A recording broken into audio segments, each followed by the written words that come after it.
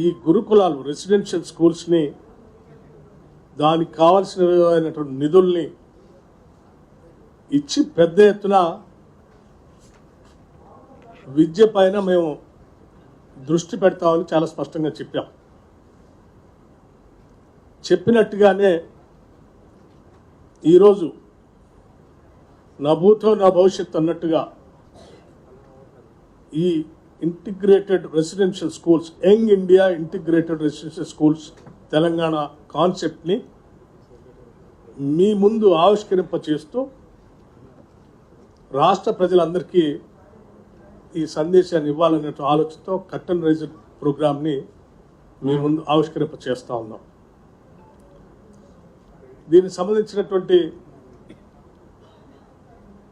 ఈ young India integrated residential schools దాదాపు 20 నుంచి 25 ఎకరాల్లో పెద్ద ఎత్తున ఇంటర్నేషనల్ స్టాండర్డ్స్లో ఇంగ్లీష్ మీడియంతో 12th క్లాస్ వరకు ఇందులో విద్యాబుద్ధులు నేర్పేటట్టుగా ఏర్పాటు చేయడం జరుగుతోంది. రాష్ట్రంలో చాలా రెసిడెన్షియల్ స్కూల్స్ పక్కా భవనాలు లేక చాలా చోట్ల అద్దె భవనాల్లో అట్లాగే రకరకాలైనటువంటి కళ్యాణ మండపాల్లో రకరకాల బిల్డింగ్స్లో ఇబ్బందికరమైనటువంటి వాతావరణంలో విద్యాబుద్ధులు నేర్పేటువంటి పరిస్థితి మనం చూస్తూ ఉన్నాం. ఈనాడు కాంగ్రెస్ పార్టీ ఆలోచన మేరకు ఆనాడు మేము చెప్పినట్టుగా ఈ ఇందిరమ్మ ప్రభుత్వం పేద బడుగు బలహీన వర్గాలకు సంబంధించినటువంటి కుటుంబాలకు సంబంధించిన బిడ్డలందరికీ ఉచితంగా నాణ్యమైనటువంటి విద్యని ప్రాథమిక స్థాయి నుంచే అందించాలనేటువంటి లక్ష్యంతో తీసుకున్నటువంటి ఈ నిర్ణయం నాకు తెలిసి ఈ దేశ చరిత్రలోనే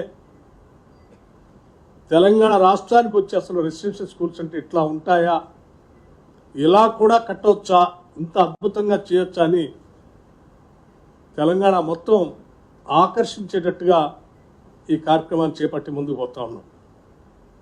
మీడియా మిత్రులందరికీ నేను ఒకటే విజ్ఞప్తి చేస్తూ ఉన్నాను, ఇది ఒక చారిత్రాత్మకమైనటువంటి నిర్ణయం. ఈ నిర్ణయాన్ని ప్రజలందరి దృష్టికి తీసుకొని వచ్చి వారి బిడ్డలందరినీ కూడా ఇటువంటి ఉన్నతమైన ప్రమాణాలతో కూడినటువంటి రెసిడెన్షియల్ స్కూల్స్లో చదివించుకునే కార్యక్రమానికి వారు కూడా నాంది పలకాలని, ఈ పాఠశాలలో చేర్పించడానికి పెద్ద ఎత్తున ప్రోత్సహించాలి వాళ్ళ బిడ్డలని చెప్పి వారికి కూడా నేను విజ్ఞప్తి చేస్తూ, ఈ పాఠశాలకు సంబంధించి మేము గతంలోనే కలెక్టర్స్ కాన్ఫరెన్స్ జరిగినప్పుడు ఆనాడు ముఖ్యమంత్రి గారు లేకపోతే నా తోటి మంత్రి వర్గ సహచరులు అందరూ కూడా జిల్లా కలెక్టర్లు అందరికి కూడా స్పష్టంగా చెప్పాం, త్వరితగతిన ఈ ఇంటిగ్రేటెడ్ రెసిడెన్షియల్ స్కూల్స్ కట్టాలి. 20 నుంచి 25 ఎకరాలు ఆయా శాసనసభ నియోజకవర్గాల్లో సాధ్యమైనంత మేరకు స్థలాల్ని సేకరించి తొందరగా పంపిస్తే మేము ఈ సంవత్సరమే దాదాపు అన్ని శాసనసభ నియోజకవర్గాల్లో అట్లీస్ట్ ప్రతి శాసనసభ నియోజకవర్గానికి ఒక ఇంటిగ్రేటెడ్ రెసిడెన్షియల్ స్కూల్ని కట్టాలని, అంతిమంగా ఇంకా పెద్ద ఎత్తున సంఖ్య పెంచుకుంటూ పోవాలనే ఆలోచనతో మేము వారందరికి కూడా ఆ రోజు స్పష్టంగా చెప్పడం జరిగింది. అందులో భాగంగా ఇప్పటికీ ఒక 20-22 స్కూల్స్ వరకు ఆయా స్థలాలు సేకరించి ఆ స్థలాలకు సంబంధించినటువంటి లెవెల్స్తో సహా సమాచారాన్ని పంపించినటువంటి ఆయా శాసనసభ నియోజకవర్గాల్లో ప్రాథమికంగా పైలట్ ప్రాజెక్ట్స్గా ఈ కార్యక్రమాన్ని ప్రకటిస్తూ ఉన్నాం.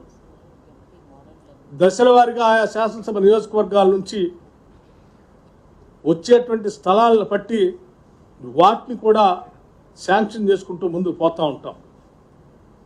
అందులో భాగంగా సరే రేపు పొద్దున విజయదశమి వస్తూ ఉంది, పండగ పర్వదినం మనందరికీ ఆనందంగా ఉండాలనేటువంటి ఆలోచన, ఆ పండుగను దృష్టిలో పెట్టుకుని ప్రత్యేకంగా ముఖ్యమంత్రి గారు నాకు స్పష్టంగా చెప్పి పండగ కంటే ముందే ఈ రెసిడెన్షియల్ స్కూల్స్ అన్నింటిని కూడా మనం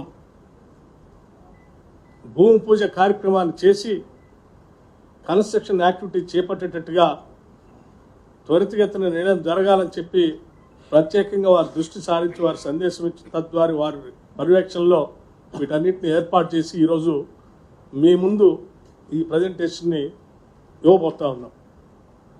దయచేసి ఆ ప్రజెంటేషన్ అన్నిటిని కూడా ఒక 10-12 నిమిషాల మధ్యలో ఉండేటువంటి ప్రజెంటేషన్ని మీరందరూ వీక్షించడమే కాదు, నేను మీడియా సంబంధించిన మిత్రులందరికీ విజ్ఞప్తి చేస్తూ ఉన్నాను. ఇది మన రాష్ట్రం, మనందరి రాష్ట్రం. మన పిల్లల బంగారు భవిష్యత్తు కోసం రాష్ట్రం పెద్ద ఎత్తున నిధులు సేకరించి ఇటువంటి రెసిడెన్షియల్ స్కూల్స్ని కట్టుకుంటూ ముందుకు పోయే ఈ కార్యక్రమాన్ని విరివిగా కొద్దిగా పాజిటివ్ థింకింగ్తో ప్రాచుర్యం కల్పించి ప్రజల మధ్యకి తీసుకొని వెళ్ళవలసిందిగా నేను మీ అందరికీ విజ్ఞప్తి చేస్తూ ఉన్నాను. అట్లాగే ఆ మీడియా సంస్థల యజమానులకు కూడా విజ్ఞప్తి చేస్తూ ఉన్నాను.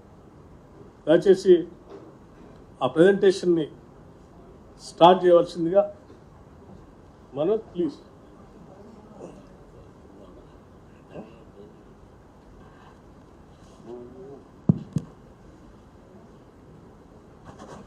Play the presentation.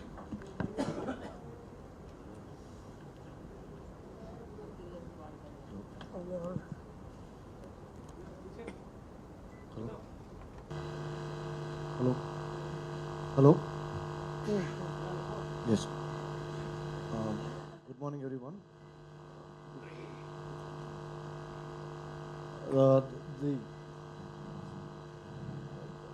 The vision of the Deputy CM and the CM was to create a modernized government schools which is based on Gurukul education systems, where we're looking at integrating 4 schools basically together. Catering to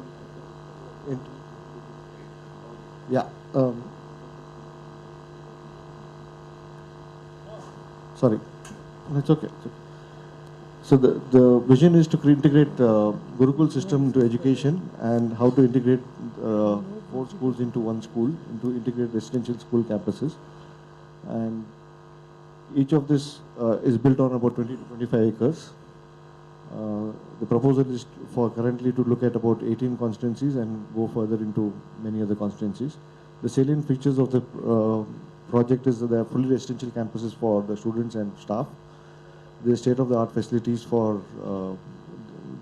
looking at the environment, and sustainable environments are the key points of how to look at it. We're looking at adopt innovative teaching and learning methods, creating identities for individual and the institution as a whole.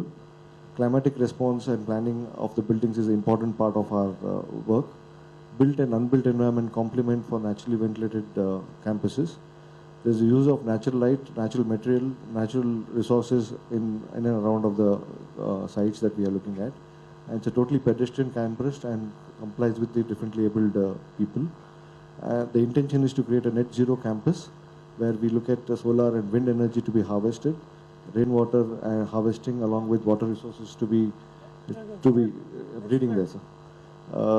So this is the facilities that we're looking at. The classrooms and laboratories and various other facilities are there, along with large sports facilities.